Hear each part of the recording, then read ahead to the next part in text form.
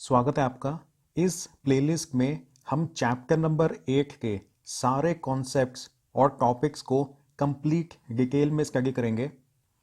NCERT questions के लिए अलग प्लेलिस्ट है, एक्टिविटीज़ की एक्सप्लेनेशन और सैम्पल पेपर्स के लिए भी अलग प्लेलिस्ट है। चैप्टर नंबर 8 शुरू करते हैं और इस चैप्टर का नाम है मोशन। पूरे के पूरे चैप्टर को क्वेश्चन आंसर की फॉर्म में कन्वर्ट कर दिया है। इसका फ़ायदा ये होगा कि जैसे जैसे हम टॉपिक्स कवर करते जाएंगे आपको पता चल जाएगा कि उस टॉपिक के ऊपर किस तरह से क्वेश्चन पूछा जा सकता है और आपको हर क्वेश्चन का एक सुटेबल आंसर भी मिल जाएगा। एक बार इन वीडियो से पढ़ने के बाद जब आप अपनी बुक में से चैप्टर को रीड करोगे ना, तो आप ऑब्जर्व करोगे कि हर पैराग्राफ के ऊपर जिस भी पॉसिबल तरीके से क्वेश्चन पूछा जा सकता था वो हमने पहले ही कवर कर लिया है। हमारे चैप्टर का नाम है मोशन और यही हमारा फर्स्ट क्वेश्चन है, डिफाइन मोशन। तो मोशन की डेफिनेशन पे आने से पहले आप एक बात बताओ, ये मेरे हाथ में जो पेंसिल है, ये वाली पेंसिल इस समय रेस्ट पे है या फिर मोशन के अंदर है?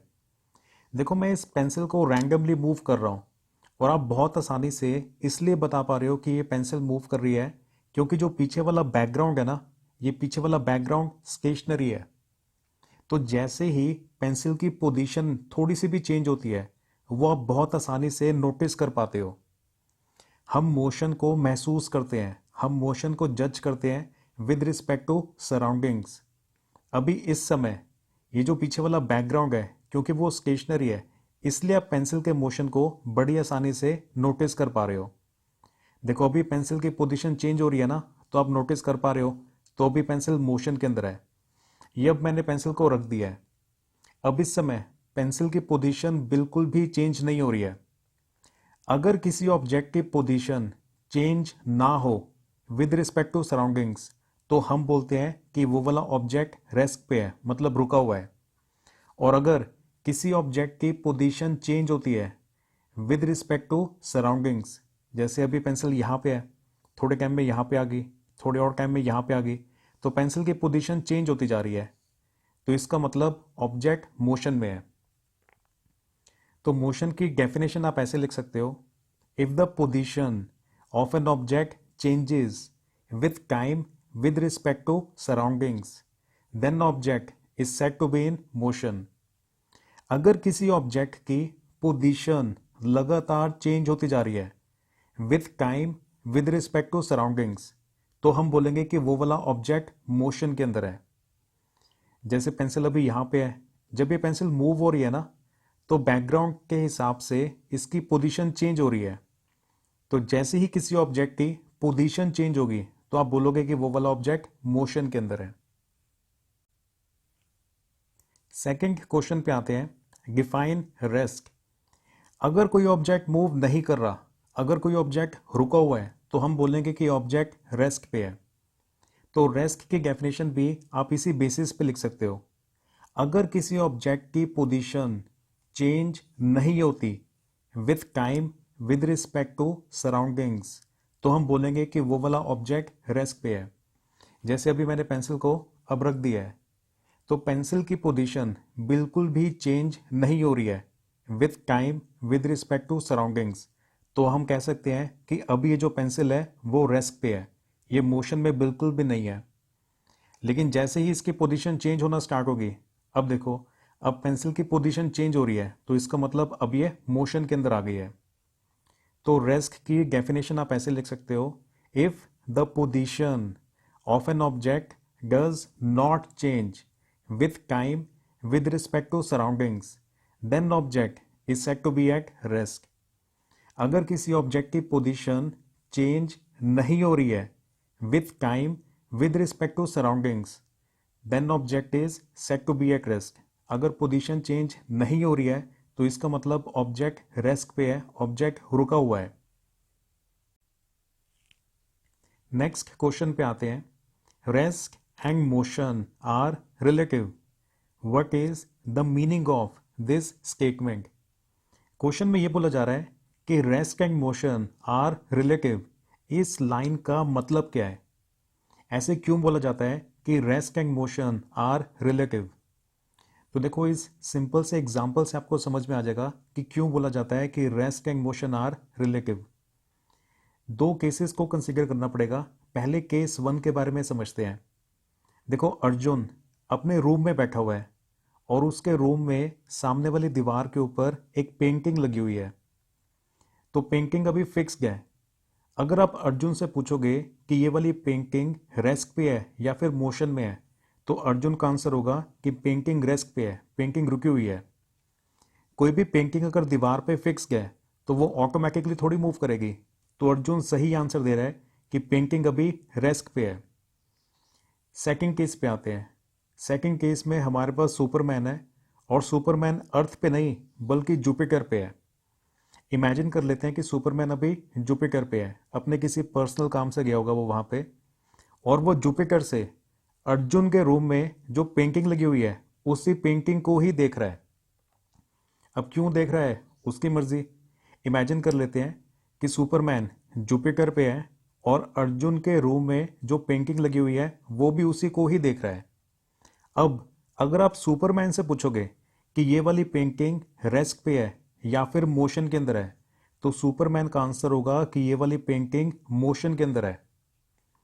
तो जब आप पूछोगे कि आप ऐसा क्यों कह रहे हो कि पेंटिंग मोशन में है, तो वो आपको रिप्लाई में ये आंसर देगा कि जो अर्जुन का घर है वो अर्थ के ऊपर है और हमें ये पता है कि अर्थ सन के चारों तरफ ऐसे रिवॉल्व करता रहता है, मतलब मूव करता रहता है। अर्थ सन के अराउंड रिवॉल्व करता है, मतलब अर्थ सन के अराउंड ऐसे मूव करता रहता है। तो अर्थ अगर मोशन के अंदर है तो अर्थ के ऊपर जितने भी घर हैं और उन घरों में जितनी भी चीज़ें हैं वो सारी चीज़ें भी ऑटोमेटिकली मोशन के अंदर हैं। तो इस रीज़न की वजह से सुपरमैन से जब आप पूछोगे कि पेंटिंग रेस्ट पे या मोशन में है, तो सुपरमैन का आंसर होगा कि जो पेंटिंग है वो मोशन के अंदर है। अर्थ सन के अराउंड मूव कर रहा होता है काफ़ी ज़्यादा हाई स्पीड पे, 1,07,000 किलोमीटर पर आवर। इतनी हाई स्पीड पे अर्थ सन के अराउंड मूव कर रहा होता है। और क्योंकि हम सब भी अर्थ के ऊपर ही हैं, तो इसका मतलब हम भी सन के अराउंड रिवॉल्व कर रहे हैं 1,07,000 किलोमीटर पर आवर, इतनी ज़्यादा हाई स्पीड पे। लेकिन फिर भी हमें मोशन महसूस नहीं होता।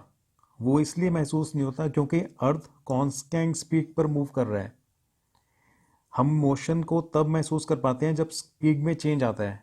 अभी अर्थ इतनी ज़्यादा हाई स्पीड पर मूव कर रहा है लेकिन फिर भी हमें बिल्कुल भी फील नहीं होता कि अर्थ मोशन के अंदर है, क्योंकि अर्थ कांस्टेंट स्पीड पर मूव कर रहा होता है। खैर इसको भी डिटेल में डिस्कस करेंगे, पहले इस कॉन्सेप्ट को समझ लेते हैं।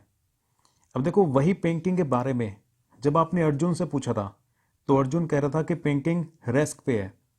लेकिन उसी पेंटिंग के बारे में जब आपने सुपरमैन से पूछा तो सुपरमैन कहता है कि ये वाली पेंटिंग मोशन के अंदर है। तो इसका मतलब एक जगह से देखने पे जो ऑब्जेक्ट रेस्ट पे नजर आ रहा है, दूसरी जगह से देखने पे ऐसा हो सकता है कि वही ऑब्जेक्ट मोशन के अंदर नजर आए। इसलिए बोलते हैं कि rest and motion are relative. Rest और मोशन रिलेटिव है। इस बात का मतलब ये है कि एक पॉइंट ऑफ ऑब्जर्वेशन से जो चीज़ हमें रेस्ट पे नजर आती है, दूसरे पॉइंट ऑफ ऑब्जर्वेशन से वही चीज़ हमें मोशन में नजर आती है।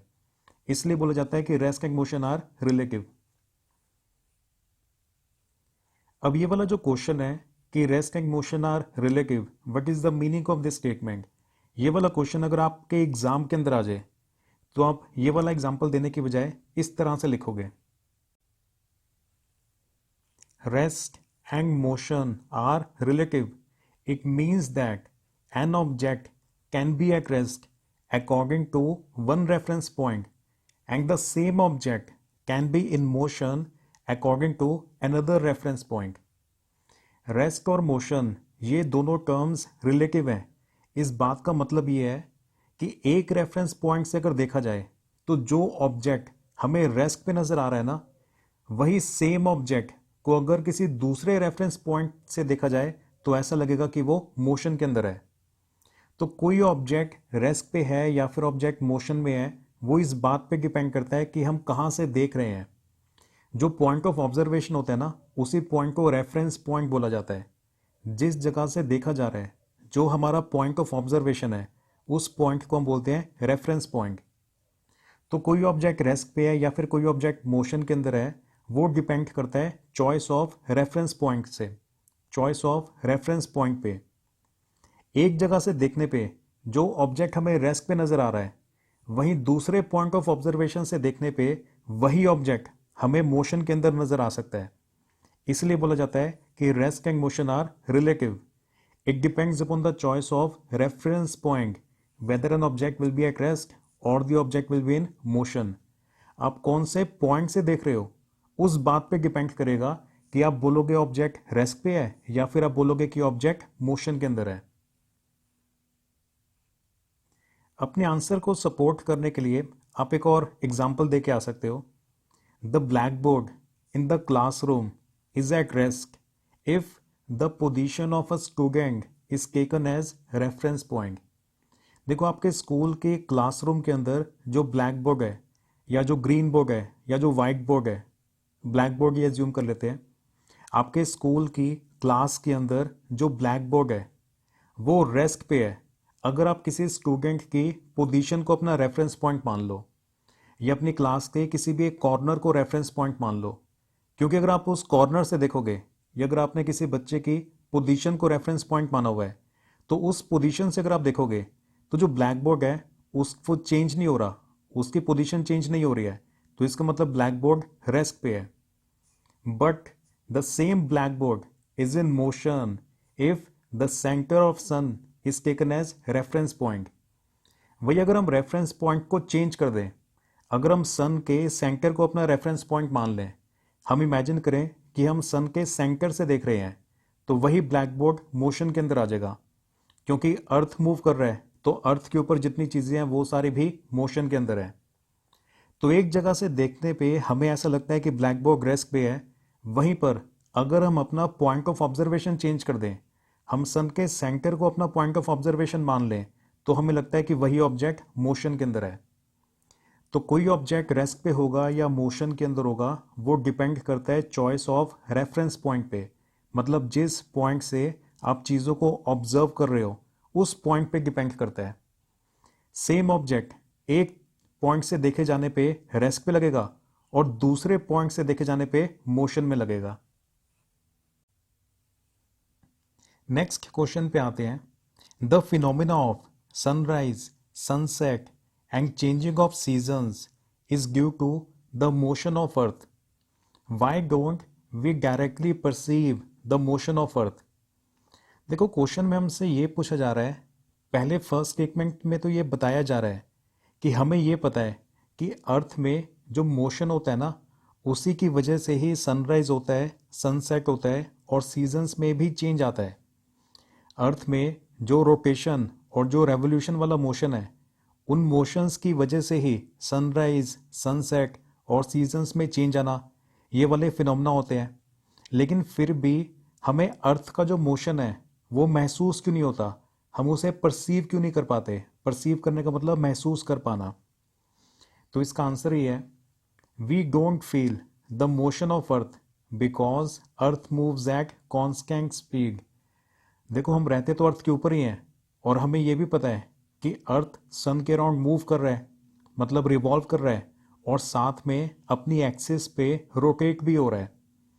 अर्थ में दोनों तरह के मोशन है, रोटेशन भी है और रिवोल्यूशन भी है, और हमें ये वाली बात पता है और हम रहते भी अर्थ के ऊपर हैं, लेकिन फिर भी हम अर्थ के मोशन को परसीव नहीं कर पाते, महसूस नहीं कर पाते।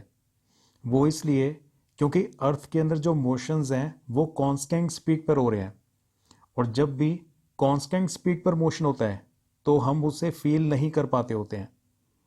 We can only feel motion if there is a change in speed. हम मोशन को बड़ी आसानी से नोटिस तब कर पाएंगे जब स्पीड के अंदर चेंज आएगा, और अगर कांस्टेंट स्पीड पर ही मोशन हो रहा है तो फिर हम उसे ऑब्जर्व नहीं कर पाते हैं, उसे महसूस नहीं कर पाते हैं। जब स्पीड में चेंज आता है ना, उस समय हम मोशन को नोटिस कर पाते हैं या मोशन को फील कर पाते हैं।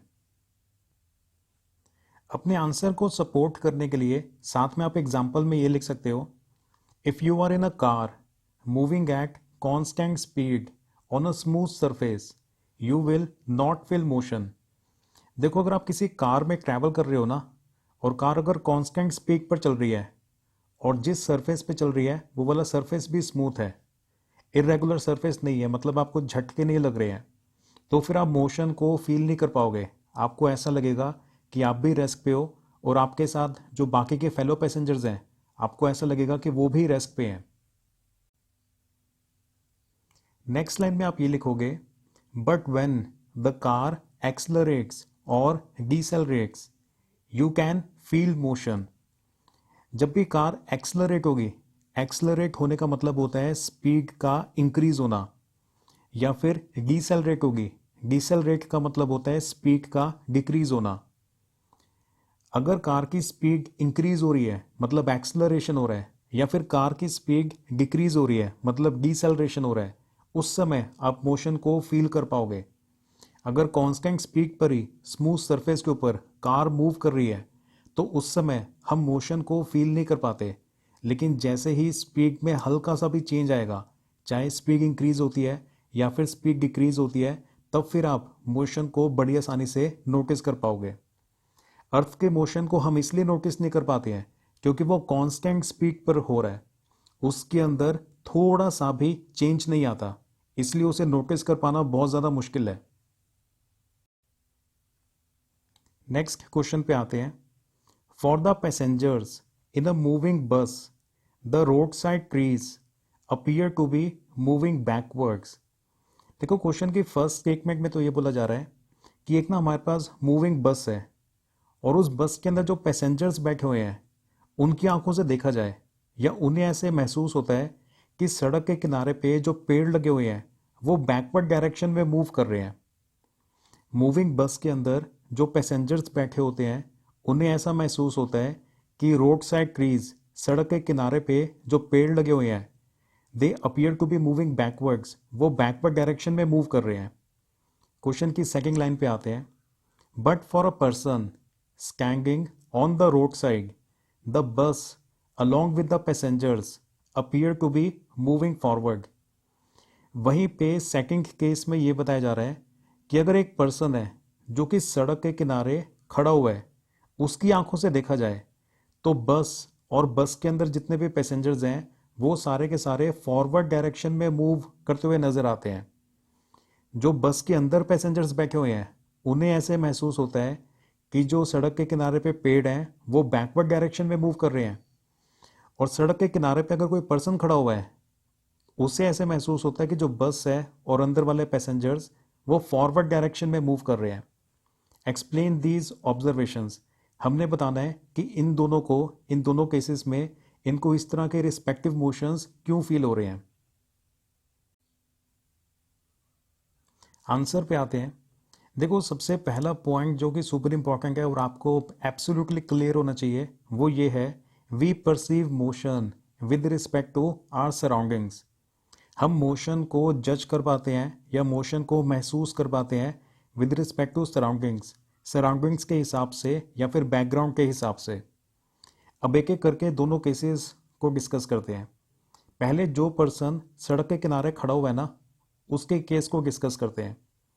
For the person standing on the road side the position of the bus changes with time with respect to surroundings और background, hence bus appears to be moving forward.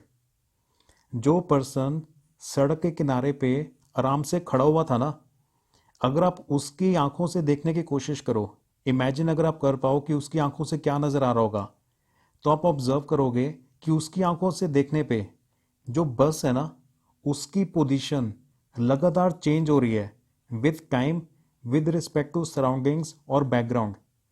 उसकी आंखों से जो बैकग्राउंड नजर आ रहा है, उसकी आंखों से जो भी सराउंडिंग्स में चीजें नजर आ रही हैं, बाकी सारी चीजें वहीं पर ही हैं, सिर्फ जो बस है ना उसकी पोजीशन लगातार चेंज हो रही है, इसलिए उससे ऐसा महसूस होता है कि जो बस है वो फॉरवर्ड डायरेक्शन में मूव कर रही है।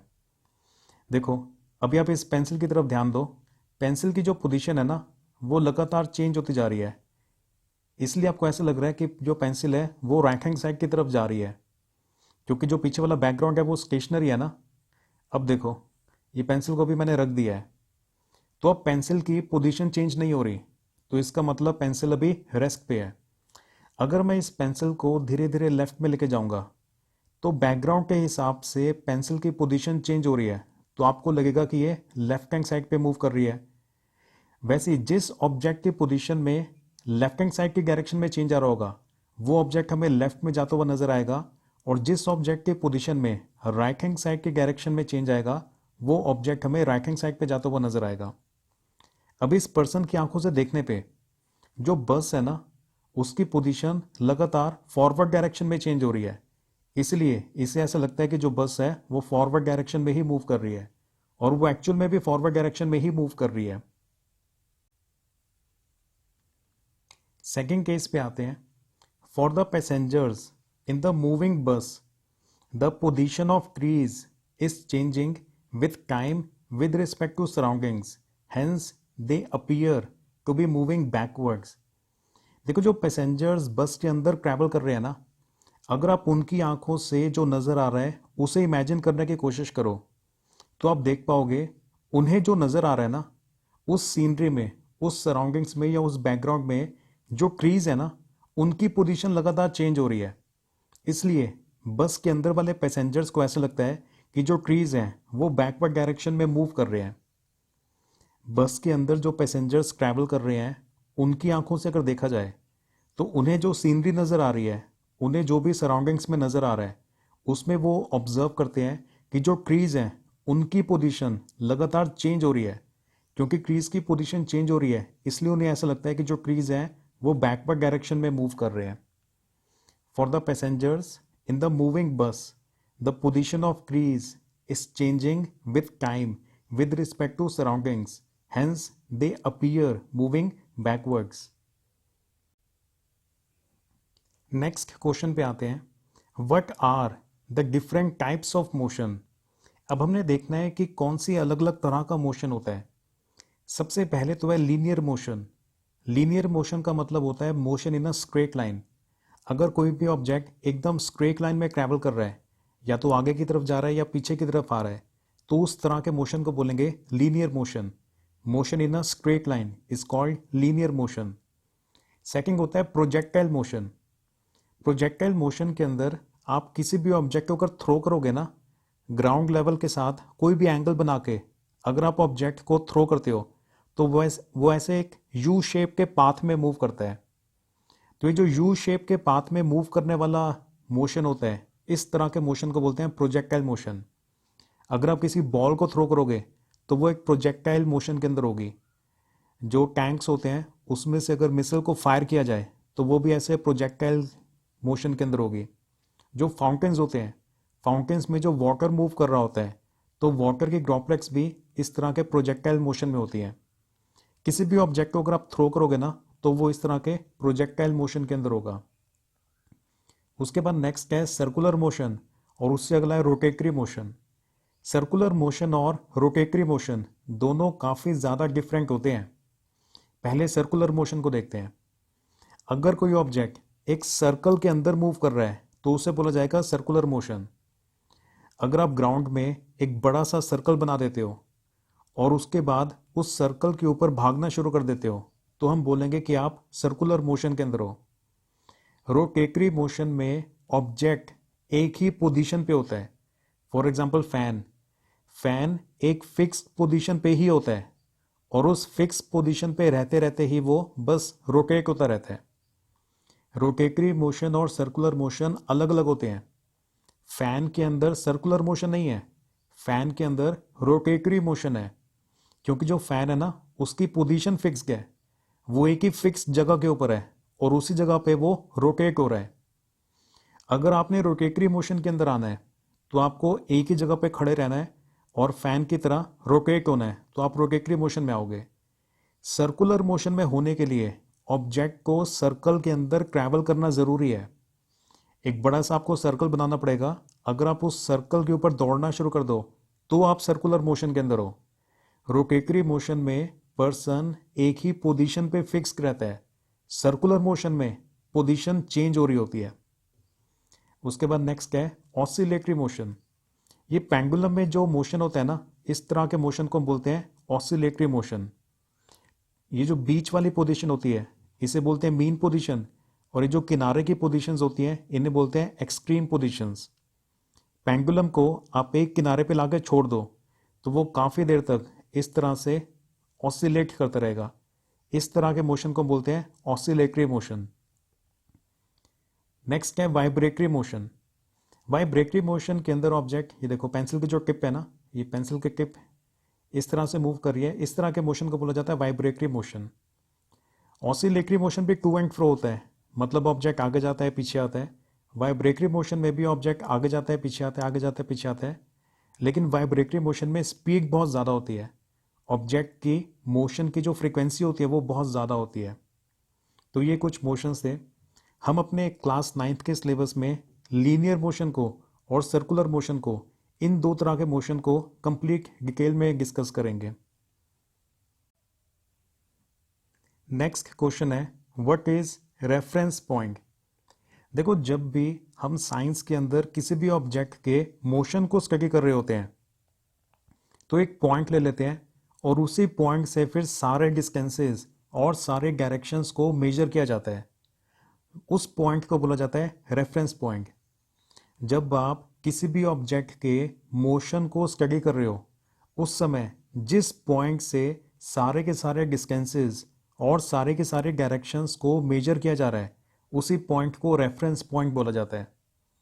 तो रेफरेंस पॉइंट की डेफिनेशन आप ऐसे लिख सकते हो, during the study of motion of an object the point from which all distances and directions are measured is called reference point. किसी भी ऑब्जेक्ट के मोशन को स्टडी करते समय जिस पॉइंट से सारे के सारे डिस्टेंसेस और सारे के सारे डायरेक्शंस को मेजर किया जाता है उसी पॉइंट को हम रेफरेंस पॉइंट बोलते हैं। और एकदम सिंपल इजी लैंग्वेज में अगर रेफरेंस पॉइंट को डिफाइन करना हो तो आप ऐसे लिख सकते हो, the point of observation is called reference point. किसी भी ऑब्जेक्ट के मोशन को स्टडी करते समय जिस पॉइंट से मोशन को स्टडी किया जा रहा है, जो पॉइंट ऑफ ऑब्जर्वेशन है, जहां से ऑब्जर्व किया जा रहा है, उसी पॉइंट को हम रेफरेंस पॉइंट बोलते हैं। नेक्स्ट क्वेश्चन पे आते हैं, डिफाइन डिस्टेंस। देखो, इस क्वेश्चन से और इसके आगे वाले जो काफ़ी सारे क्वेश्चंस हैं उनमें हमने काफ़ी ज़्यादा छोटी छोटी चीज़ों को डिस्कस करना है, लेकिन कॉन्सेप्चुअल क्लैरिटी के लिए ये छोटी छोटी चीज़ें बहुत ज़्यादा ही इंपॉर्टेंट है। तो सबसे पहले तो है distance. Distance is length of the path. जिस पाथ को चूज किया गया है स्टार्टिंग पॉइंट से एंडिंग पॉइंट तक पहुंचने के लिए, उस पाथ की जो टोटल लेंथ होती है उसी को ही डिस्टेंस बोला जाता है। इस एग्जाम्पल से आपको और क्लियर हो जाएगा। देखो, पॉइंट ए हमारा स्टार्टिंग पॉइंट है और पॉइंट बी हमारा एंडिंग पॉइंट है। हमने ए से स्टार्ट होके बी तक पहुंचना है। उसके लिए हमारे पास तीन रास्ते हैं, पाथ 1, पाथ 2 और पाथ नंबर 3। अगर आप फर्स्ट वाले रास्ते को चूज करते हो तो आप ए से स्टार्ट होके बी तक पहुंच जाओगे और आपको डिस्टेंस कवर करना पड़ेगा 100 मीटर का। लेकिन अगर आप फर्स्ट पाथ की बजाय सेकंड रास्ते को चूज करते हो तो आप ए से स्टार्ट होगे, ऐसे ट्रैवल करके बी तक पहुंच जाओगे और आपको डिस्टेंस कवर करना पड़ेगा 140 मीटर का। लेकिन अगर आप थर्ड रास्ते को चूज करते हो तो आप पॉइंट ए से स्टार्ट होगे, इस रास्ते के ऊपर ट्रैवल करते करते बी तक पहुंचोगे तो आपको डिस्टेंस कवर करना पड़ेगा 250 मीटर का। तो ए और बी के बीच में डिस्टेंस 100 हुआ या 140 हुआ या 250 हुआ, पॉइंट ए और पॉइंट बी के बीच में डिस्टेंस कितना होगा वो इस बात पे डिपेंड करता है कि आपने ए से बी तक जाने के लिए इन तीनों में से कौन सा रास्ता चूज किया है। दो पॉइंट्स के बीच में डिस्टेंस कुछ भी हो सकता है। डिस्टेंस कितना होगा आपके लिए वो डिपेंड करेगा कि आपने कौन से पाथ को चूज किया है। अगर आपने फर्स्ट पाथ को चूज किया है तो पॉइंट ए और बी के बीच में डिस्टेंस है 100 मीटर। अगर आपने सेकंड पाथ को चूज किया है तो पॉइंट ए और बी के बीच में डिस्टेंस है 140 मीटर। और अगर आपने थर्ड पाथ को चूज किया है तो पॉइंट ए और बी के बीच में जो डिस्टेंस है वो डिस्टेंस है 250 मीटर। तो दो पॉइंट्स के बीच में डिस्टेंस कितना होगा कुछ भी हो सकता है। वो इस बात पर डिपेंड करेगा कि स्टार्टिंग पॉइंट से एंडिंग पॉइंट तक पहुंचने के लिए आपने कौन सा रास्ता चूज किया है। तभी बोला जाता है distance is length of the path. Distance is length of the path. जिस रास्ते को चूज किया गया है स्टार्टिंग पॉइंट से एंडिंग पॉइंट तक पहुंचने के लिए, उस रास्ते की टोटल लेंथ को ही डिस्टेंस बोला जाता है। शेर की तरह पूरी ताकत से तैयारी करनी है एग्जाम की। See you in the next video. All the best.